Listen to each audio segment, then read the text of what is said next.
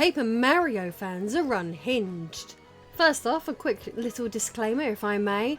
I just want to make myself very, very clear. Number one, I love the Paper Mario games and consider myself to be a big fan of them. And number two, I am not tying everyone to the same stupid tree with what I'm about to be showing you. So please don't take it that way. This is obviously a slightly bonkers fringe that I'm about to talk about. Because that would be just as bad as websites like Kotaku, who use universal words like gamers pejoratively to describe people that they don't like. Now that we have that out of the way, I'm hoping that will provide people with less ammo to attack me with in my comment section, though, let's be honest, weirdos are gonna weird. So I have learned over the last few days that Paper Mario the 1000-Year Door is serious business. I've also learned that if you say something slightly negative surrounding that game, certain fans will act as though you've done the equivalent of insulting the Quran or the Bible. Honestly, they're that deranged that they will say anything, no matter how loopy, to defend that game, even from people like myself who are complimenting the game. Like, these people are fanatics, they are zealots, and they deserve criticism and mockery. Well, how have I come to this conclusion then? Well, a few days ago, I uploaded a video which was apolitical and I praised the game, but I also warned viewers who were living in America that they were being charged around 50% more than Europeans for exactly the same game, and almost 100% more than Japanese consumers. I merely put forward the question, why? Why is this happening? Because generally speaking, and historically speaking too, games that are sold within the UK have generally been sold for more money than those within the US. I've demonstrated that recently on this channel when I talked about the price discrepancies between Stellar Blades and the price it's being sold for in America compared to the price it's being sold for here in the UK. Despite providing evidence that US citizens are being charged a lot more than everybody else for the exact same item, some people would take massive issue with me, evidently cross at the audacity I have for pointing this out. Like, how bloody dare I point out that I've realised that I've been charged an awful lot less for Paper Mario the 1000-Year Door for the Switch than people in America. Jesus, what a nasty thing to do, eh? I made it very clear that the issue wasn't the price itself, it was the extreme price discrepancies from region to region. So, rather than question what's going on here, I received comment after comment saying the game should be expensive because it's amazing, entirely missing the point. Did I say that the game was No. Did I say that you shouldn't buy the game? Also no. I literally just pointed out the price discrepancies and also expressed that if I was an American, I would be annoyed about it. That's all. Like, this is definitely one of the much less loaded topics that I've spoken about on this channel recently. Like, literally it's about the price of a game, and I'm getting insulted directly and personally much more in my comment section for this particular video than I have on any of my actual opinion based topics. And I feel like it's absolutely crazy that people are so touchy about a 20-year-old game. Like, we all know it's a good game. Calm down. But good games do not justify anti-consumer practices. Like, it's okay to love games, we all love games, but don't treat it when it's a consumer product like it's some kind of holy artifact. It's fine to love a game, obviously, but that doesn't mean that we should then turn a blind eye to questionable corporate shenanigans. Like, the game that you love so much isn't being tarnished just because I am questioning prices. Like, if anything, because you love the game so much, surely you should be interested and be a bit more alert with regards to how the game is being distributed seemingly unfairly. In fact, I actually feel like trying to shut down this type of conversation is actually a form of gatekeeping. And by the way, I'm also still yet to have someone give me an adequate and educated explanation as to why Americans are paying 50% more than Europeans. Beyond the potentially obvious answer of Nintendo or whomever are just taking advantage of the wealthier American audience, because that doesn't quite wash with me. To make this even more insane and unhinged, some people weren't satisfied with only leaving me one comment to tell me about how terrible I am for daring to point out a price discrepancy on a Nintendo product, but they felt the need to spam my comment section about it as well. I don't know about you, but if you have a YouTube channel and you get mean comments, doesn't it make you want to hop over to that person's page and get a bit of a snapshot of that person's existence? I do have to admit, I do occasionally do this, right? And I've noticed the correlation. Ludicrous, nasty comments and certain types of profile pictures, content highlighted on people's pages, such as playlists that they've made or content that they've uploaded themselves, embedded links that they've declared, leading to dubious, like, deviant art style websites, and so on and so forth. Some of the common trends that I've noticed with people who take issue with me is that their profile pictures often contain pictures of, for example, My Little Pony characters, Sonic the Hedgehog or some other kind of Sonic OC, anime little girls, or most frequently is actually furries. Just to be clear, I'm not saying that every single person who has that sort of character on their profile picture is a problem, but more often than not, when I have a problem with someone who's given me a nasty comment, those are the correlations of characters in profile pictures that I pick up on most frequently. So yeah, between me and my husband running 2 YouTube channels for quite a few years now, we've covered a lot of topics between both channels, and I'm starting to notice the correlations between certain IPs and rather extreme and unhinged fandoms who are a bit loopy and behave like attack dogs whenever they perceive, right, that someone might have a negative opinion. And I've got to say that the more childish the aesthetic of said IP, then more often than not, the worse the reaction generally is. Just to be clear, these people are certainly not children. They are most certainly adults. Based on these shared experiences, I've been able to compile a list of IPs that I would consider to be part of my now dangerous list. For the sake of your own safety and mental well-being, do not ever mention or criticize, most certainly do not criticize the following IPs, okay? Undertale, 3D era Sonic the Hedgehog, My Little Pony, the cutesy 2012 Teenage Mutant Ninja Turtles, Thomas the Tank Engine, and now I have added to that list Paper Mario, the 1000-Year Door. Look, I've got to insist to you right now, just leave me a comment down below and let me know which franchises you are frightened to comment on in case the Thomas people come after you. Go on, we all want to know.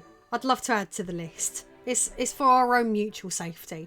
So now that we've discussed that, let's take a look at some of these weird commenters and their comments who frequented the comment section in my most recent Paper Mario the 1000-Year Door video, where they did not like me pointing out the discrepancy in prices from the US and the other regions that I discussed, with the first person being Shady. Let's read their comment now. Not even gonna watch your pointless cringe video. Go pay $20 for your fast foods that you enjoy for 10 minutes now, Shannon. I'll be enjoying my 100+ hours of Paper Mario. So, here's the thing, Shady.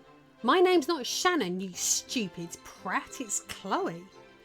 And the most important thing that you're failing to grasp is that I can certainly go and enjoy my $20 fast food and my 100+ hours of Paper Mario, all for the same price that you'll be paying for only one of those things. Look, come here, Poppet. Can you see how that's not fair? Really? Like, no fish and chips and Paper Mario for you? Like, for your $60, you're not going to be able to get Paper Mario and a tin of your favourite Chef Boyardee now, are you? The next comment is from Kevin Ramirez, which I must stress was not nasty, but they did probably leave this comment without either watching the video or, again, completely missing the point of the video. They left me with the world's longest list of review scores for Paper Mario. Like, it's so long, I shan't bother trying to read the whole thing to you. I'll just show you on the screen. My response was, yeah, everyone knows it's an amazing game, but does that mean that Americans should be paying between 50% and 100% more than the rest of the world? This is the disconnect that I do not understand. Like, why do people want to defend paying more than the rest of the world for Paper Mario? Why? So yeah, as I mentioned, either Mr. Ramirez hadn't bothered watching the video before posting said comment, or they were trying to deflect from the conversation as though they've got some kind of personal stake in Nintendo's success, like, I don't know, shares or something. But here now is an example of someone going one step further in trying to ignore the massive price discrepancies between regions. It's like they feel that it's not a case of Paper Mario being too expensive, but they actually feel that Nintendo is undercharging for Paper Mario and their other remakes. Check this out. Why it's worth a $60 price tag. It's one of the greatest games ever made, and it's effing Mario top tier. 2. It's redone with better overall cleaner look. 3. For people who never have played this, it's brand new and warrants that price. 4. Nintendo should have charged $59.99 for Metroid Prime Remastered in February 2023, but effed up underpricing it. Number 5. Hashtag facts. Okay. The thing that makes that comment even more special, Bus, is the fact that they finished it with hashtag facts. All right, lad, it's all, you're fine. But the comment that they left afterwards just completely misses the point too, because they're so passionate about paying Nintendo even more money that they left the following comment. Me, happy to pay it because I only buy great games, and felt like I got a steal getting Metroid Prime Remastered for $39.99 last year. So it's like I paid $39 for TTYD and $59 for NPR. Would you not feel like you got a steal if you'd paid the European price for Paper Mario the Thousand Year Door? Because as it stands at the moment, I think you've been stolen from. Next up, we have got Ninja King Ace. I'm an American. I paid $63.74 for this game, and I don't regret a thing. I gladly would have paid $75 because the Thousand Year Door is just that good. It's an open secret that US games are more expensive than European games. The Switch is region free. I can and have import UK games and play them on my US Switch. Mate, your second point is a load of bollocks. US games are not usually more expensive than British games. In fact, my husband and I, whenever we used to go on holidays to the US, we would end up binge shopping games whilst we was there because the costing was so good it felt like a wonderland to us out there. But let me just humour you for a moment and assume that the games in Britain are cheaper, like you say. The trade taxes and postal costs are so astronomical between the UK and the US that it simply would then moot the point of making the effort in the first place, because you would pay so much just to get the game from the UK into the US that it completely wrecks the point that you're trying to make. In fact, those costings are so bad that since Brexit, the UK has been trying to sort out a trade deal with America, which was being sorted out when the Trump administration was in, but then the Biden administration literally put the stoppers on that from happening. I have to say, in fairness, a lot of British people did not want that trade deal anyway, because then that would have meant that we would start importing American food. And it's a well-known fact that they allow crap into American food that is not allowed in British and European food, like flipping fructose corn syrup and other weird additives and chemicals which get added in. And Like, I'm not being funny, but you're not turning our frickin' frogs gay. I can't believe I managed to just shoehorn that joke in. Well, anyway, the next comment is from Kat Sus Ashima 6365. Ma'am, with all due respect, 2 years ago I tried to purchase 1000 year door in my GameCube and it was over $500. I get to experience that with high quality improvements, graphics, sound design, etc. I highly disagree that we should be furious. You would be stupid not to be counting your praises that this game even exists, even though we were told no, it won't happen. Look mate, let me tell you a secret. Buying a retro game is not the same as buying a brand new game released on the Nintendo Switch.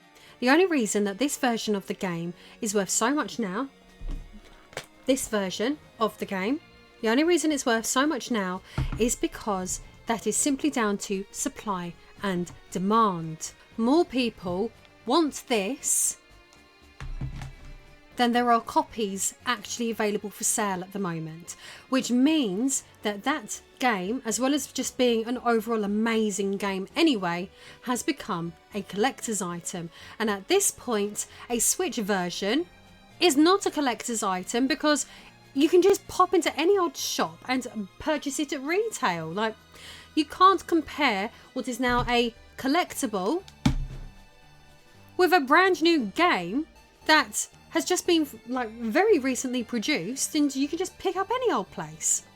In fact, at this point, if you're comparing the prices between these two games, you're comparing apples and oranges.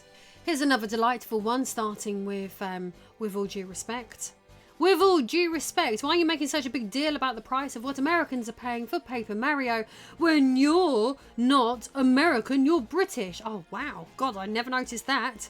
So why would you care? I could absolutely care less about the price. I will still buy Paper Mario at $60. Who cares? I thought your video was going to be about the dialogue changes. I stopped watching this video when you kept harping about the price over and over. Bad video. Ha ha ha ha.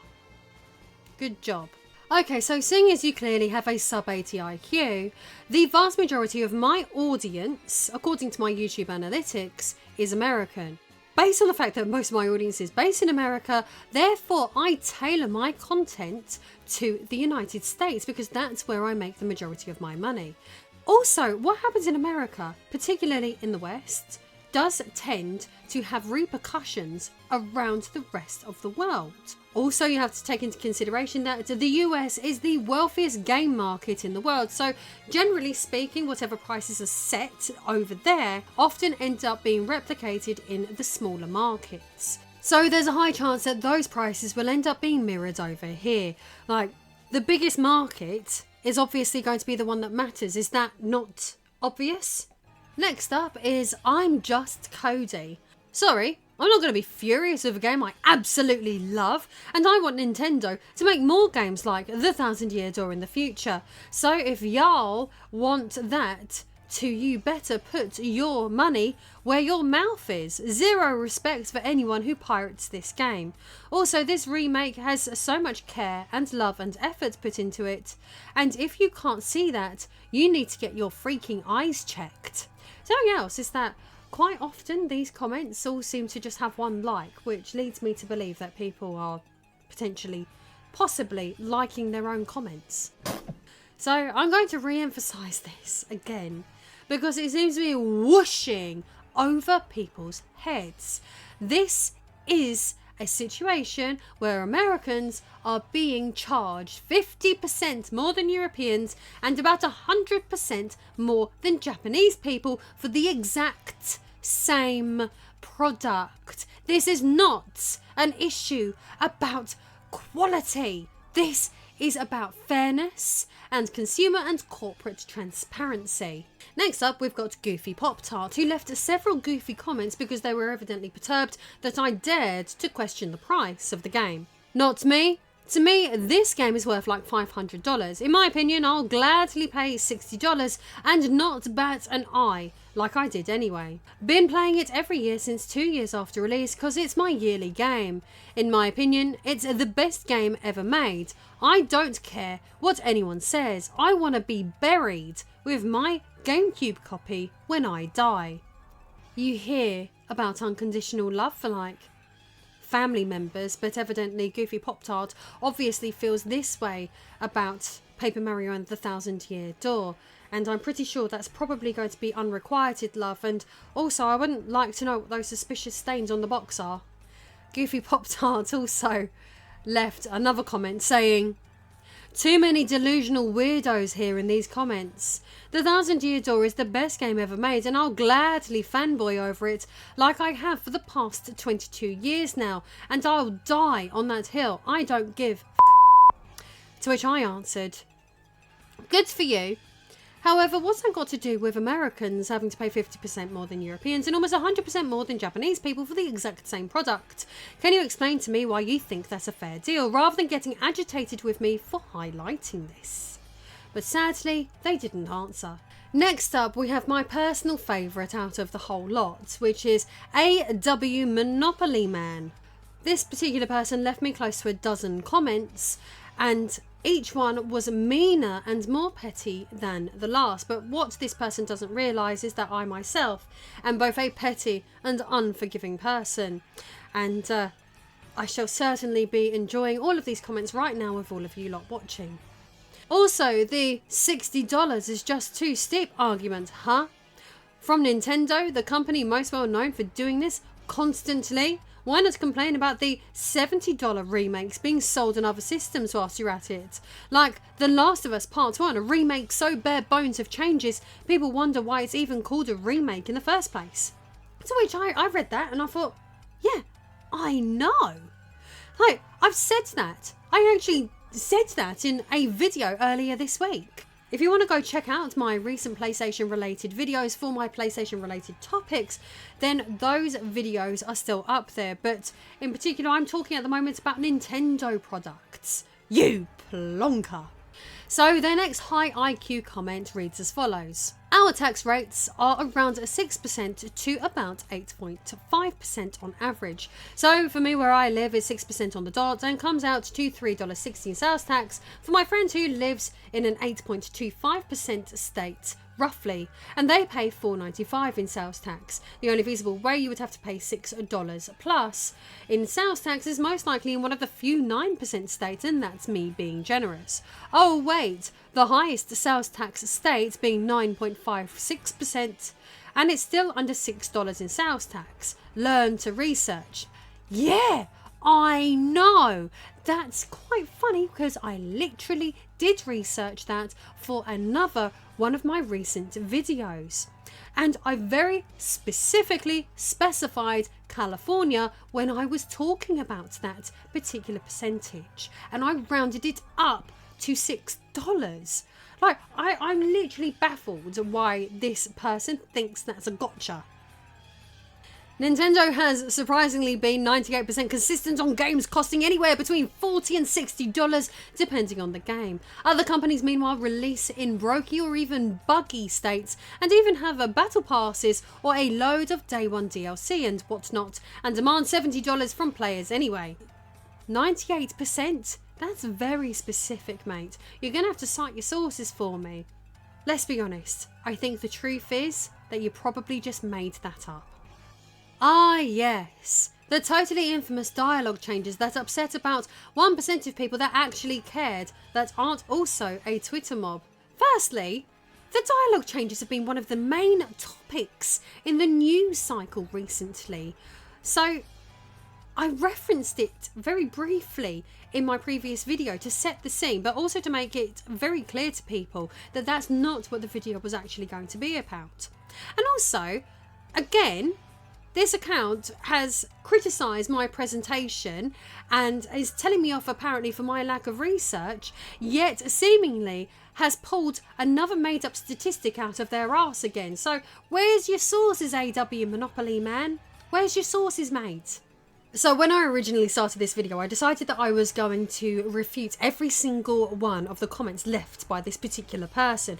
But I've realised that if I do that, it's not actually really adding anything to the conversation, apart from me trying to out-petty someone who's clearly very petty. So what I've decided to do instead is move forward, and I'm going to take a look at the comment that has been left by someone who seems to be much more sensible, and their name is Gorilla Radio. It's really sad to see how many people are defending it in the comment section, likely due to years of this corrupt industry's bullshit like microtransactions, battle passes, bug-ridden garbage. People are so happy to have a 20-year-old game to play with better graphics that just works. They're willing to justify being ripped off, and I guess Nintendo knows it. Pathetic. All that I can say is that it feels like certain people have taken Paper Mario and decided to position it as a part of their identity. Thank you so much for sticking around till this point in the video. Please subscribe if you haven't already, and if you fancy having up to 90% off of a brand new game, then please take advantage of my instant gaming affiliate link in the description and in the pinned comment. See you next time.